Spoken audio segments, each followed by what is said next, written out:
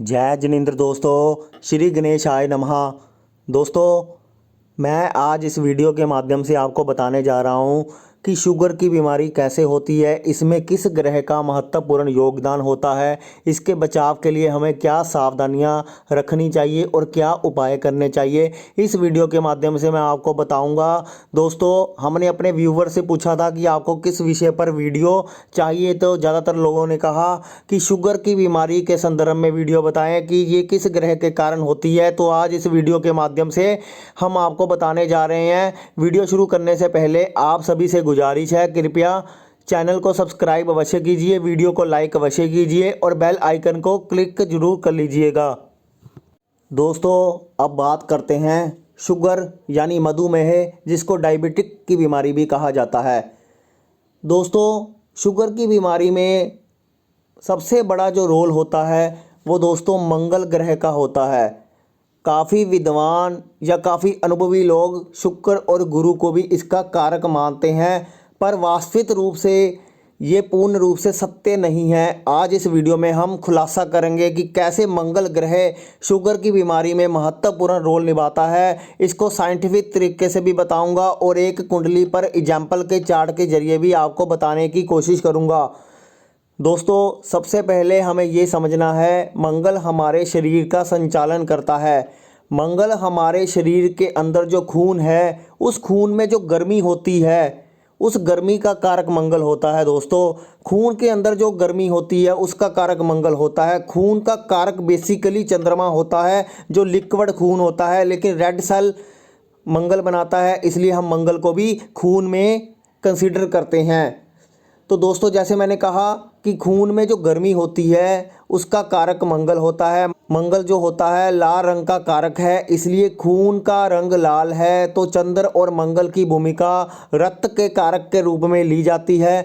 खून की गर्मी कम होते ही उसका सर्कुलेशन कम होने लगता है, खून की गुणवत्ता कम होने लगती है। जब खून की गुणवत्ता कम होगी, उसकी क्वालिटी कम होगी दोस्तों, तो उसका असर हमारे लीवर पर पड़ेगा। लीवर अगर कम काम करना शुरू कर देता है तो इंसुलिन बनना बंद हो जाता है। जब लीवर काम कम करेगा तो उसके बाद हमारा जुपिटर ग्रह यानी गुरु ग्रह भी खराब होगा। यानी स्टार्टिंग पॉइंट जो है वो मंगल से शुरू होता है, क्योंकि मंगल जो हमारे खून की गर्मी है, अगर वो ठंडी पड़नी शुरू हो जाए तो उसके बाद लीवर पर इफ़ेक्ट आता है। जब लीवर पर इफ़ेक्ट आता है तो हमारा जुपिटर ग्रह भी खराब होता है, क्योंकि लीवर का काम है एक्टिव होकर इंसुलिन बनाकर आपको पाचन भोजन उपलब्ध करवाना। मंगल का अच्छा या बुरा होना हमारे शरीर के अंदर बीमारियों को तय करता है। मंगल हमारे शरीर की हिम्मत तय करता है। मंगल हमारी वर्किंग एफिशिएंसी को तय करता है। हमारे खान पान की दिनचर्या अगर बिगड़ने लगती है तो मंगल का बुरा प्रभाव मिलना शुरू हो जाता है। रात को खाना देरी से खाना, सुबह बिना खाए चले जाना, जिसके कारण खून के अंदर की गर्मी जो मंगल होती है वो कमज़ोर पड़ने लग जाती है और भोजन पचना बंद हो जाता है, जिसके कारण पाचन तंत्र, लीवर, पैंक्रियाज जो गुरु से रिप्रेजेंट होते हैं, इस पर प्रभाव पड़ना शुरू हो जाता है। और जो शरीर का जोश होता है वो शुक्र होता है, वो ठंडा पड़ने शुरू हो जाता है। इसके कारण जो तीसरे एलिमेंट के रूप में हमें दिखाई देता है वो शुक्र भी कमज़ोर होना शुरू हो जाता है। यानी पहले मंगल खराब होता है, फिर गुरु खराब होता है, फिर शुक्र खराब होता है। इसलिए इस बीमारी की शुरुआत मुख्य रूप से मंगल से होती है, फिर गुरु इसका कारक बनता है, फिर शुक्र इसका कारक बनता है। तो इन बीमारी में तीन ग्रह मुख्य रूप से भूमिका निभाते हैं, लेकिन मुख्य सहयोगी ग्रह जो मुख्य कारक ग्रह है वो मंगल ही रहेगा। जब हमारे शरीर की जो गर्मी है वो मंगल है, अगर वो ठंडी पड़ जाती है तो हमें शुगर होने की संभावना ज़्यादा बढ़ जाती है। दोस्तों, अब मैं उदाहरण चार्ट के जरिए आपको समझाने की कोशिश करता हूँ। ये एक महिला का चार्ट है, ये एक फीमेल चार्ट है, जिसकी डिटेल है 13 अक्टूबर 1973, 13/10/1973 शाम को 6:35 उड़ीसा का जन्म है। दोस्तों, इस चार्ट को देखने का प्रयास करते हैं। इस जातिका को 2004 में डायबिटिक की शुरुआत हुई थी। इसका मेष लगन है और मेष राशि की जन्म कुंडली है और मंगल लगन में ही विराजमान है। मंगल का लगन में बैठकर विराजमान होना बहुत ही अच्छा मंगल की स्थिति को बयान करता है। इस कुंडली में चंद्रमा जो रक्त का कारक है बेसिकली, और मंगल जो लाल रंग का कारक है, जो मंगल खून की गर्मी है, दोनों एक साथ ही लगन में विराजमान है। मंगल और चंद्रमा दोनों ही राहु और बुध से बुरी तरह पीड़ित हैं। बुध 7th हाउस से मंगल और चंद्रमा को देख रहा है, राहु 9th हाउस से मंगल और चंद्रमा को देख रहा है। राहु 8 डिग्री का है और चंद्रमा मंगल 11 और 15 डिग्री के हैं। मंगल वक्री भी है यहाँ पे। बुध पंचदा मैत्री चक्कर अनुसार भी मंगल का अति शत्रु की भूमिका निभा रहा है। बुध यहाँ पर रोगेश भी है, यानी छठे घर का स्वामी भी है, यानी छठे घर का स्वामी होकर मंगल और चंद्रमा पर अपना बुरा प्रभाव पूर्ण रूप से डाल रहा है। छठे घर में बैठा हुआ सूर्य जो मंगल के नक्षत्र में ही है, यानी वे भी मंगल को पीड़ित कर रहा है।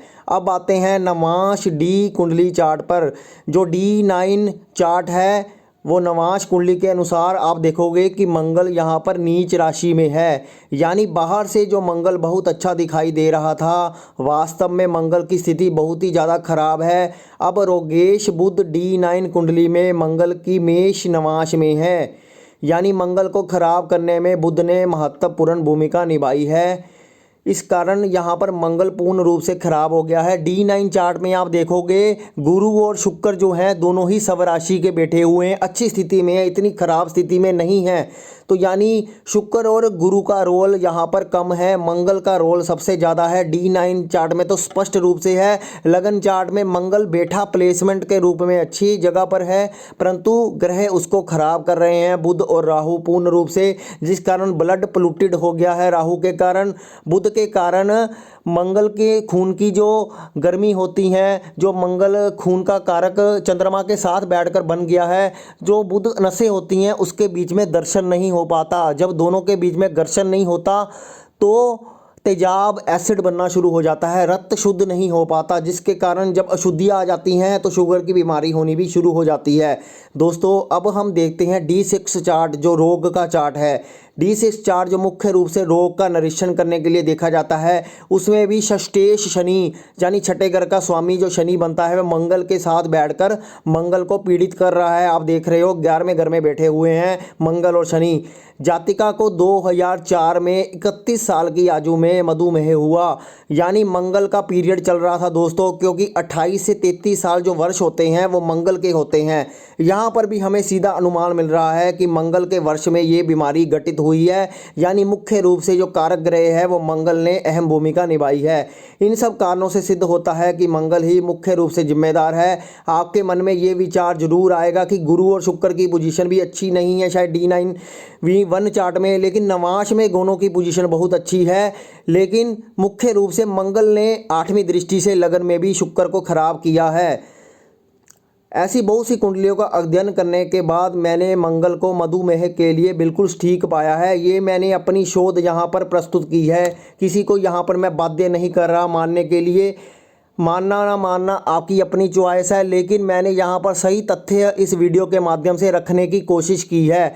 अब मैं इस वीडियो के अंतिम पोर्शन में आपको ये बताऊँगा कि मंगल के कारण अगर आपको डायबिटिक हो गई है, शुगर हो गई है, तो आपको क्या सावधानियां रखनी चाहिए और आपको क्या उपाय आजमाने चाहिए जिससे मधुमेह आपका कंट्रोल रहे। क्योंकि अगर बीमारी हो गई है तो उसको पूरी तरह ठीक करना मुश्किल है, लेकिन संतुलित किया जा सकता है। लेकिन जिनका मंगल खराब है उनका मंगल आगे जाके खराब ना हो पाए, उनको मधुमेह की प्रॉब्लम ना हो पाए, तो ऐसे कौन से उपाय किए जा सकते हैं जिसमें हमारा जो शुगर का लेवल है वो सही रहे, मधुमेह या डायबिटिक होने की संभावना कम हो जाए। तो दोस्तों अब मैं बात करूंगा उपाय के बारे में। उपाय के संदर्भ में बात करते हैं दोस्तों। उपाय जानने से पहले हमें सबसे पहले सावधानियां और परहेज के बारे में जानना होगा, क्योंकि बिना सावधानी और परहेज के कोई भी उपाय काम नहीं करेगा। अगर जिनको बीमारी हो चुकी है उनको उपाय और सावधानियां पहले चाहिए, लेकिन जो लोग स्वस्थ हैं जिनको बीमारी नहीं हुई है उनके पर उपाय ज़्यादा काम बढ़िया तरीके से करेंगे। लेकिन जिनको हो चुकी है उनको पहले सावधानियां अपनानी चाहिए। सावधानी के तौर पर सबसे पहले आपको सूर्य उदय से पहले उठ जाना चाहिए, और सूर्य सूर्य अस्त होने से पहले आपको खाना खा लेना चाहिए ताकि आपका जो भोजन है वो अच्छे तरीके से पच सके। और सुबह का जो नाश्ता है आपको जल्दी समय पर कर लेना चाहिए, क्योंकि अगर आप ज़्यादा देर भूखे रहोगे, सुबह का नाश्ता नहीं करोगे, तो खून के अंदर जो गर्मी बन रही है वो नहीं बनेगी, खून की गर्मी कमज़ोर हो जाएगी, मंगल कमज़ोर हो जाएगा, जिसके कारण शुगर आपका अप एंड डाउन होना शुरू हो जाएगा। इसलिए सुबह का नाश्ता आपको समय पर करना है, जल्दी उठना है, जल्दी सोना है, ये नियम अपनाने चाहिए। और सैर आपको करते रहना चाहिए, क्योंकि इसको भी हल्की सी भी शुगर की बीमारी या सिम्टम नज़र आ गए हैं, उसको सैर नहीं छोड़नी है। ये नियम करोगे उसके बाद ही कोई दवाई भी काम करती है, उसके बाद ही उपाय भी काम करते हैं।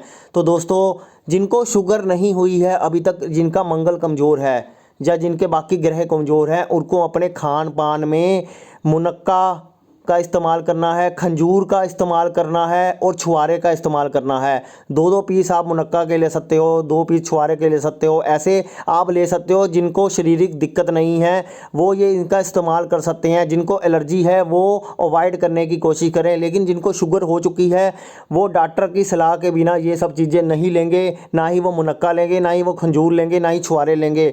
डॉक्टर की सलाह के अनुसार ले सकते हो, लेकिन जो लोग स्वस्थ हैं, जिनको आशंका है कि मुझे कभी जीवन में हो ना जाए, तो वो अपने खान पान में ये मंगल की वस्तुओं का इस्तेमाल करेंगे, जिसके उनके खून के अंदर जो गर्मी है वो बनी रहेगी, क्योंकि ये मंगल की प्योर वस्तुएं हैं, जिससे वो खून का संचालन सही तरीके से करती है। खंजूर खाना बहुत ही बढ़िया होता है। तो दोस्तों, ये सब बातें आपको अपनानी पड़ेंगी, ये उपाय आपको करने पड़ेंगे, ये सावधानियां परहेज आपको करने पड़ेंगे।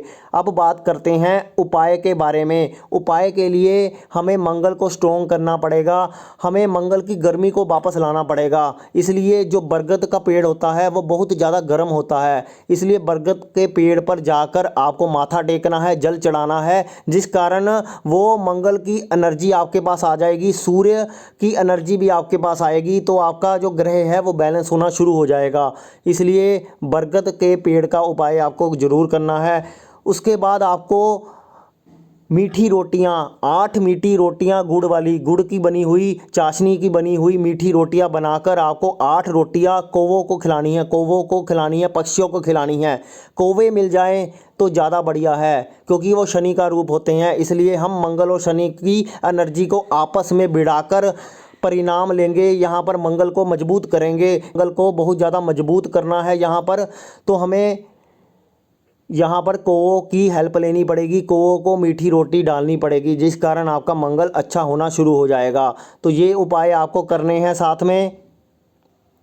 और दोस्तों, आपको हरे रंग और नीले रंग से भी दूर रहना है। इन रंगों का प्रयोग कम करना है, हरे और नीले रंगों का, क्योंकि ये मंगल के शत्रु हैं। इन रंगों से आप दूर रहोगे तो आपका जीवन यापन अच्छा होना शुरू हो जाएगा, मंगल बैलेंस होना शुरू हो जाएगा। और आप हनुमान जी की पूजा अर्चना जितनी ज़्यादा करोगे, हनुमान जी को मंगलवार को सिंदूर का चोला, चमेली के तेल का दीपक जलाओगे, तो मंगल और प्रबल होगा, तो जिसके कारण आपकी ये सारी समस्याएं समाप्त हो जाएंगी। और कुछ उपाय जन्म कुंडली के अनुसार भी बनते हैं, वो यहाँ पर नहीं बताए जा सकते, वो जन्म कुंडली देखकर सबके अलग अलग उपाय हो सकते हैं। इसलिए जिसको ज़्यादा प्रॉब्लम है वो कंसल्टेंसी के माध्यम से उपाय जान सकता है, लेकिन ये मुख्य रूप से उपाय और परहेज अपनाकर आप जीवन को सरल और सुलभ बना सकते हैं। तो इस वीडियो के माध्यम से मैं यही कहना चाहता था कि शुगर की बीमारी में मंगल का रोल है, ये बीमारी कैसे बनती है, इसके क्या उपाय किए जाने चाहिए, इस विस्तृत वीडियो में मैंने बताने की पूरी कोशिश की है। उम्मीद करता हूँ आपको ये वीडियो पसंद आया होगा। अगर पसंद आया है तो अपने मित्रों को भी शेयर कीजिए, रिश्तेदारों को भी शेयर कीजिए, ताकि उनको भी फ़ायदा हो सके। और हमारे चैनल को सब्सक्राइब जरूर कीजिएगा। दोस्तों, धन्यवाद आपका।